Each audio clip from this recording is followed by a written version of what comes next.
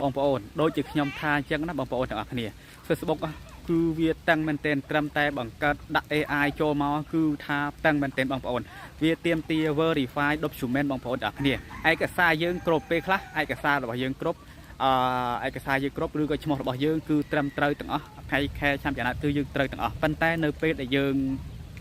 បាទធ្វើការបងប្អូនយើងធ្វើការបញ្ជូនឯកសារយើងទៅដល់តែស្រាប់តែ disable តែម្ដងបងប្អូនអរគ្នាហើយជាពិសេសថែមទៀតបងប្អូនមិនមែនថាហើយប៉ុន្តែអ្នកខ្លះក៏គេ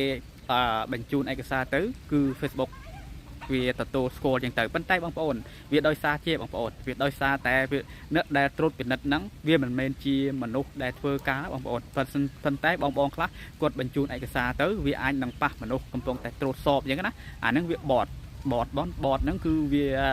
AI ជាអ្នកត្រួតសอบចឹងបងប្អូននៅពេលណាដែល AI ត្រួតសอบគឺ disable តែម្ដងបងប្អូនអរគ្នាអាហ្នឹងគឺ pay out អញ្ចឹងណាពិបាកមែនតើបងប្អូនអរគ្នាហើយអារឿងពិបាកម្យ៉ាងទៀតបងប្អូនអរគ្នាគឺដោយសារមួយទៀតគឺ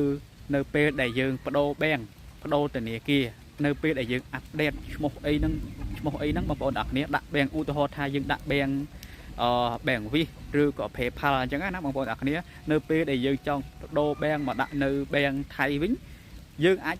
ធ្វើការបដូរបានប៉ុន្តែស្អីបងប្អូននៅពេលដែលយើងបដូររួចយើងត្រូវតែធ្វើការចែង support បងប្អូនបាទយើងត្រូវតែធ្វើការផ្ដល់ព័ត៌មានទៅខាងក្រុម Facebook ថាយើងបានធ្វើការបដូរបញ្ជីឈ្មោះនេះមកជាឈ្មោះនេះចឹងណាបងប្អូនអរគ្នាបើយើងអត់ប្រាប់ក្រុមការងារ Facebook ទេគឺលុយហ្នឹងគឺវាអត់ទម្លាក់ឲ្យយើងទេបងប្អូនគឺវាត្រូវផ្អាកអញ្ចឹងណាបងប្អូនវាអត់ដូចពីមុនគ្រាន់តែយើងធ្វើការបដូរធនាគារអីចឹងគឺអត់មានប្របាក់ចែង support ទេបងប្អូនចុះបើឧទាហរណ៍ថាដល់ពេលដែលវាធ្វើអញ្ចឹងឧទាហរណ៍ថាគ្នាអត់ចេះគ្នាអត់ដឹងតើតាក់ទងខាងក្រុមហ៊ុន support បែបណាបងប្អូនអរគ្នាហើយនៅពេលដែលយើងបដូរយើងត្រូវតែចែងបែបណាយើងអត់ដឹងទេបងប្អូនបាទអញ្ចឹងណាបងប្អូនទាំងអស់គ្នា2025នេះគឺថាពិបាកណាបងប្អូនទាំងអស់គ្នាប៉ុន្តែនៅតែមានអ្នកធ្វើបានគេធ្វើបានគឺធ្វើទៅនៅតែបានអញ្ចឹងបងប្អូនទាំងអស់គ្នាពីព្រោះគេចេះគេដើរមុនយើងណាបងប្អូនទាំងអស់គ្នាយើងនៅក្រោយគេគឺដើរទៅគឺពិបាកបងប្អូនមិនមែនថាស្រួលទេបងប្អូនទាំងអស់គ្នាគឺពិបាកណាស់ការងារមួយនេះបាទហើយម្យ៉ាងវិញទៀតបងប្អូនទាំងអស់គ្នាបងប្អូនខ្លះអត់ហ៊ានតប comment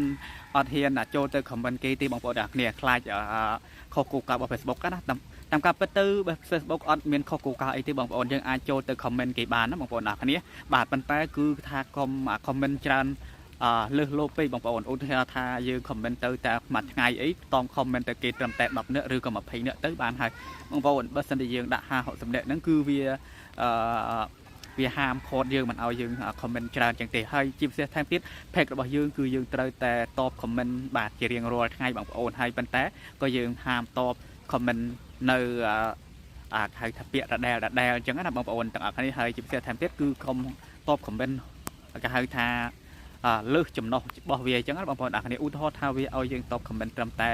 10នាក់ឬក៏20នាក់បើសិនតែយើងធ្វើដល់ទៅ30នាក់នឹងគឺវាធ្វើការផ្អាកអញ្ចឹងតែបងប្អូនអ្នកគ្នាប៉ុន្តែមួយថ្ងៃក្រោយមកគឺ2ថ្ងៃក្រោយមកគឺវាឲ្យយើងធ្វើការតប comment សារជាថ្មីម្ដងទៀតប៉ុន្តែយើងកុំធ្វើខុសទៀតទៅបងប្អូនតប4-5នាក់អញ្ចឹងទៅប៉ុន្តែយើងនឹងព្យាយាមតបឲ្យបានគ្រប់គ្នាបាទសួស្តីបងប្អូនទាំងអស់គ្នាថ្ងៃនេះចង់និយាយប្រាប់បងប្អូនមួយបងប្អូនបើសិនជាបងប្អូនមានធ្វើការអាប់ដេតឬក៏បដូរធនាគារបងប្អូនគឺពិបាកអត់ដូចពីមុនទេបងប្អូនទាំងអស់គ្នាហេតុអីបងប្អូនទាំងអស់គ្នានៅពេលដែលយើងបដូរធនាគារបងប្អូនបដូរបែងឈ្មោះ payout របស់យើងគឺយើងត្រូវតែធ្វើការរាយការណ៍ទៅប្រាប់ខាង Facebook បាទខាង support បើមិនចឹងទេបងប្អូនគឺខាង Facebook អត់ទម្លាក់លុយឲ្យយើងទេបងប្អូនណាបាទពីមុនណាបងប្អូនអត់ពិបាកទេបងប្អូនយើងចង់បដូរធនាគារប្រមាណក៏បានដែរបងប្អូនយើងមិនចាំបាច់ចែង support ទេបងប្អូនដល់ពេលឥឡូវនេះគឺយើងផ្លាស់ប្ដូរធនាគារយើងត្រូវតែចែង support បាទបងប្អូនណាហើយបងប្អូនដល់ពេលយើងធ្វើអញ្ចឹងចុះដែលអ្នកគ្នាអត់មានអត់ចេះថាតាក់ទងជាមួយនឹងក្រុមចៅនាទី Facebook ឬក៏ support យើងអត់ដឹងថាតាក់ទងតាមណាទេបងប្អូនដល់ពេល Facebook ធ្វើអញ្ចឹងគឺពិបាកមែនទែនបងប្អូនណាបាទ